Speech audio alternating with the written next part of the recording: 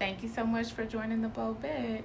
So I just finished working out and I was just doing some reflecting, just thinking about things that I have grown through, learned through, and listen, after 20 years of leading in small rooms, big and small, and corporate spaces and community spaces, I want to talk a little bit about influence. I found that it has nothing to do with power plays or fancy titles. It's personal, it's spiritual, and it's service. And when I think about the kind of leader I have become and I continue to grow into, right, because you shouldn't stop learning, there are things that have made the biggest difference in how I show up and pour into others. And that's what I want to talk about today. Number one is generosity changed everything. I learned early on that giving, whether it's encouragement, insight, or opportunity, it doesn't empty you. It expands you. So give more of it. The more I gave, I found, the more I received. The more I uplifted others, I found, the more that room was made for me. Leadership isn't a spotlight, it's a mirror. So what you get back is a direct reflection of what you give.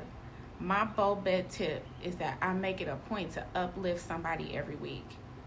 Somebody sometimes needs a quick shout out, and you give that. Give it during a meeting, send a quick text message. But stay intentional about leaving people better than you found them. I know I do. Number two, authenticity is my piece. For a long time, I thought I had to keep it all polished, smile through everything. But the most powerful shift I made as a leader was letting people see me. The real me, the healed me and the healing me, the confident me and the questioning me. And people connected deeper because of it, not in spite of it. So another bow bed tip is that I've started sharing not just my wins, but my whys behind them and the challenges. So not just the prayers, the pivots, and the self-doubt, but all of it. And that's what makes the message land. That's what makes it human. Number three, I lead with my life. I realized I can't motivate people to be bold if I'm still hiding in the shallow end.